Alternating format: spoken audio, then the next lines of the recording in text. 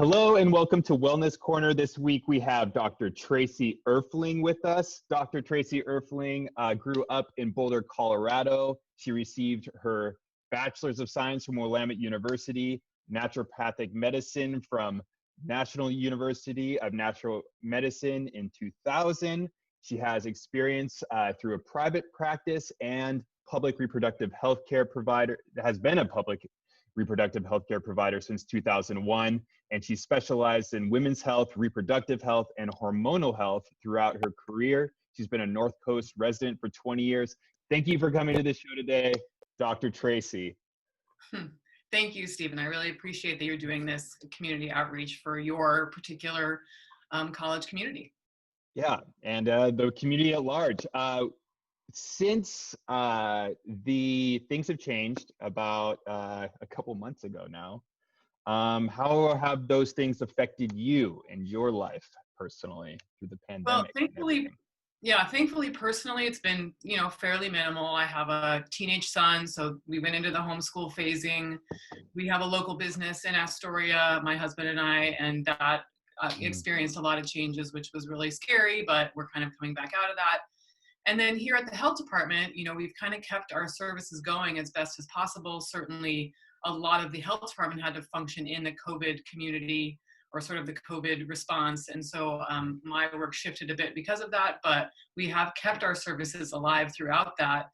Certainly people have been more hesitant to come in, but I feel like that's lessening a bit. And I think that as we all learn how to protect ourselves and each other, it seems easier to get out into the community. So we're welcoming people to come for services.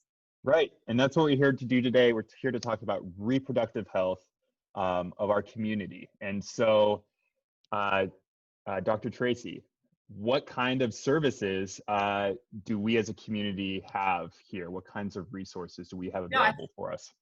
I think that you would probably have a very similar experience coming to the Clatsop County Health Department for reproductive health services as sort of any type of Planned Parenthood facility as far as what we have available here. There are some services that we don't do that Planned Parenthood would do, but many that we do. So certainly my focus is around contraception, and we nest into that as well, a lot of sexually transmitted infection prevention and testing, as well as talking about just overall lifestyle risk factors like weight and smoking and substance use, relationship safety.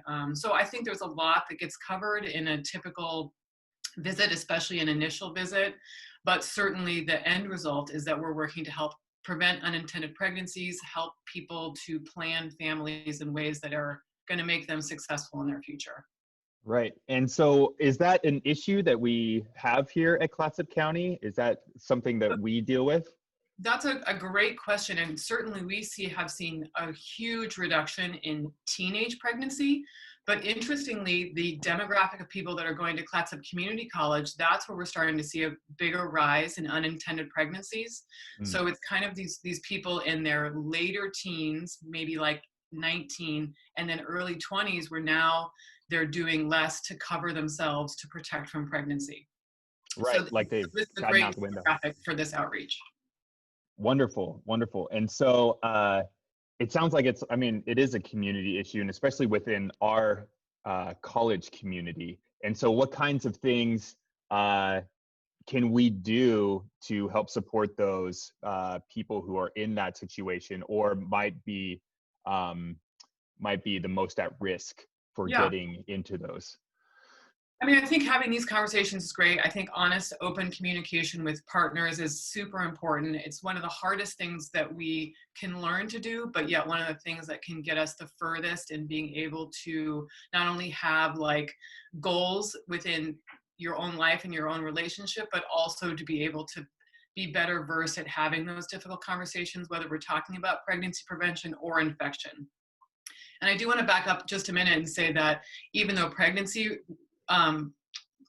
rates have lowered, the infection rates are really just huge right now. So it's really important that not only like COVID are we working to protect ourselves from viral infections within the community, but also these bacterial and viral infections are something that we can be working on monitoring ourselves for as well.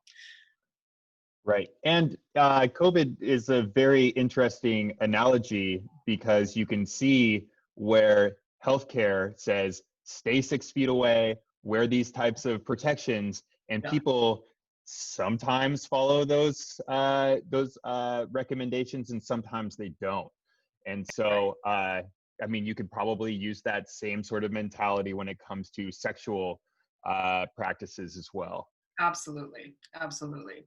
And I think that, despite the fact that there's a lot of really wonderful contraceptive methods that are mostly geared towards women or people that Mm. have uteruses and ovaries, then we also have to think about the really important thing or the important guideline of using condoms, which obviously is available to people that have the anatomy of penises and testicles.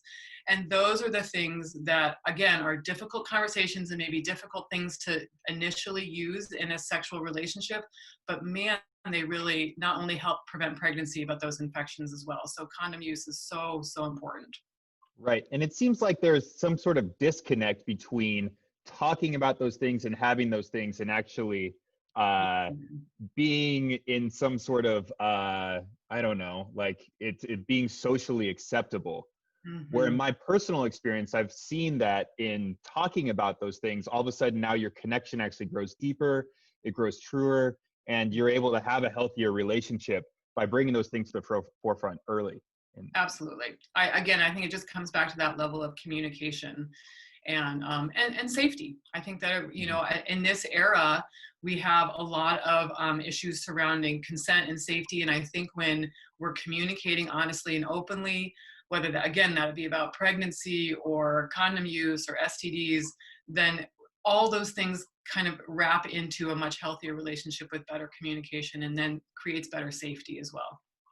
And so this leads me to wonder what kinds of things, like if I am between the ages of 17 and 22 and I want to learn more and I want to get more information about this, and maybe I want to have a stronger relationship with my partner, how can I have this health resource work for me? Yeah. So, I mean, the logistics of what's happening in Clatsop County is that we have a clinic here. We're located kind of down near the Flavel House on 8th and Exchange. Okay. It is an appointment only clinic, so you do have to make a phone call in order to get an appointment.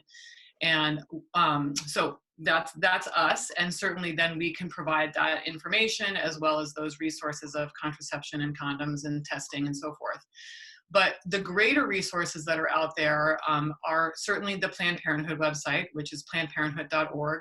There's another really awesome website called Bedsider, which is all one word, bedsider.org. They have fantastic materials about all sorts of topics that we're talking about right now. And then our Clatsop County website, it has a lot of different information because the county has a lot of different services, but that could be another one. And that's clatsop.or.us. Wonderful. And then do you have any advice for a relationship that in communication that someone could take home with them just from this conversation and to improve and to, help their chances of success? Yeah, I think that, being able to sort of have the ability to be sort of kind and respectful. So listening, I think, is one of the most important things when you're dealing with a good conversation, is make sure that you're not only talking but listening. And then also just be prepared to stand up for things that you believe in. So, a lot of times there's pressure and there's, peer pressure from the community as well as maybe from your partner. And so just being able to stand up for what you believe in and maybe potentially put a relationship at risk if it's not feeling safe. I think those are things that, we have to feel comfortable with from the start.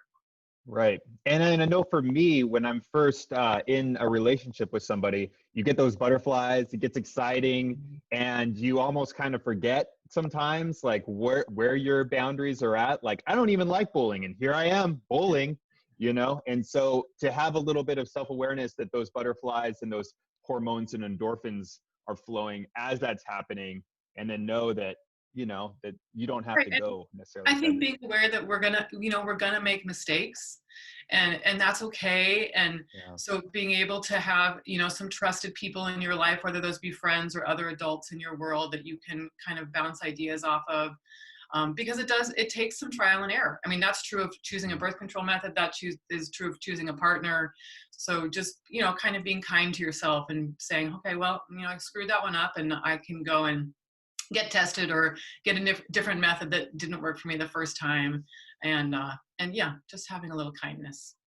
Wonderful. And so we're going to include the resources below to get in contact with everybody over at CCDPH, correct? Right. Mm-hmm. And also I would like to reach out and invite you, Dr. Erfling, to be a part of the community at Clatsop Community College, which you're already invited to do.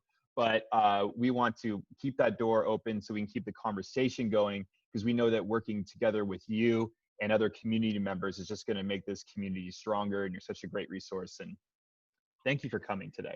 Thank you. I really appreciate it, Stephen. And I'll have to say that one of my little hopes and dreams is that maybe the Clatsop County Health Department can have a little, maybe once a month clinic at the community college. So once this sort of COVID sort of dries up, I'm going to start working on that again. Well, let's hope that happens sooner than later. Thank you so much, Dr. Erfling, for coming today. Dr. Tracy, we're blessed to have you here as a community resource. And so thank you for coming on. Thank you, and stay well. Okay.